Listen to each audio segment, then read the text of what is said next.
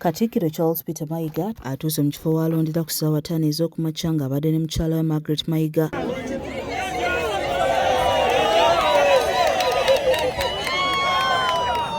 Olutuuse Katikkiro ayisiddwa mu mitendera n'akakasibwa nti mulonzi era wannaakwasibwa obukongo okusobola okulonda abakulembeze b'ayagala era abanaakolera abantu bw'atyo n'asuula akalulu ke.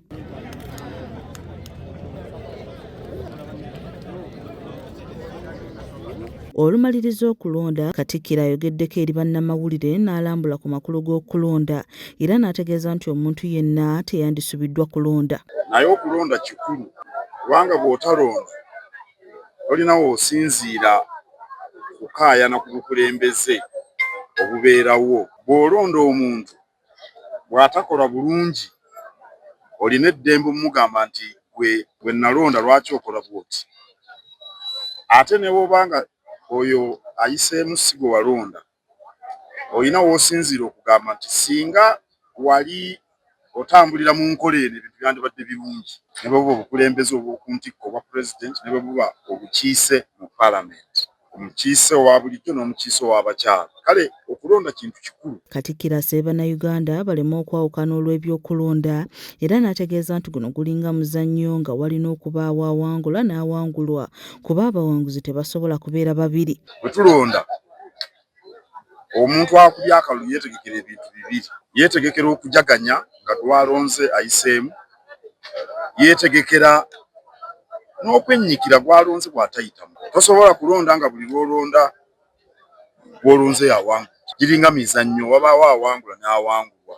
Asabye bannayuganda okwewala obutabanguko kuba bwe bugwawo tewali gwe butaliza nga n'olwekyo kikulu nnyo okukuuma emirembe buli kiseera. Twagalira ddala bya butabanguko kuba butabanguko tebutaliza. Obutabanguko bulinga nga musisi. Musisi bw'ayita tamanya muto na mukulu, ayita buyisi n'asaanyaawo byonna by'asanga. N'obutabanguko bwe bufaanana. Awo nno kuuma emirembe. Katikkiro asiimye bannayuganda olw'okukuuma emirembe olunaku olwaleero newankubadde nga basanze okusoomoozebwa olw'ebikozesebwa okutuuka ekikeerezi ng'ate bo baakedde mu bifo ewalonderwa okusobola okulonda abakulembeze baabwe. Wano we nnondedde waliwo eddembe, tewali nsasagge yonna, ebyokwerinda binywevu ne teri asuna munne. Mu ngeri y'emu Katikkiro ayogedde ku buuma bu Biometric Voters Verification Kit obugaanye okukola mu bifo ebimu n'asaba bannayuganda okubeera abagumiikiriza kuba tekinologiya w'abazungu atera okugaana naddala bwe kituuka ku byuma ebikozesebwa. Akakiiko k'ebyokulonda kalina bingi ebyokutereeza. Ndowooza ebyuma bino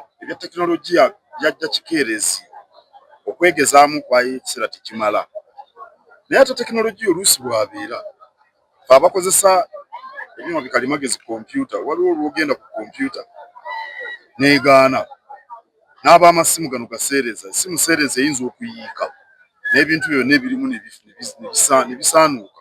Tekinologiya abaamu enkenyera naye ng'ekikulu mu byonna bantu kulonda. Mu kifo kino okulonda kwatandise ssaawa 5 ez'okumakya newankubadde ng'abalonzi bakedde nga wano balaajanidde gavumenti okuddamu okukozesa enkalala z'abalonzi nga bwe gwali okusinga okwesiba ku buuma obutakola. Omusajja yeeteeka ku bintu by'atasobola n'atugamba nti tugenda kulonda nga tukozesa biometric era natukakasa nti tulina teekako kinkumu okulonda.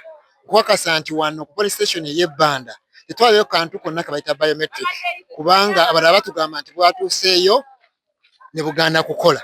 Naye wano ku police station za wano polling area eno teri wadde n'akuuma konna ke bayita biometric katuuseewo. Batusuubiza obuuma obukebera obukonge, enteekateeka n'egaana ey'obuuma. So ne batutegeeza nti twazzeeyo ku nnono ey'okukebera omuntu oba mwali mu register oba alina endagamuntu n'agenda asuula akalulu ke. Obuuma bwe baatusuubiza mwami byabakama, obuuma tebukoze, ekiraga nti nekyo kireetedde muddire ku polling station. Naye finally abantu bamaze ne balonda nga bakozesa registers. Kizza Peter yakusakidde embuuzi eno ku lwa KSTV agaaleero.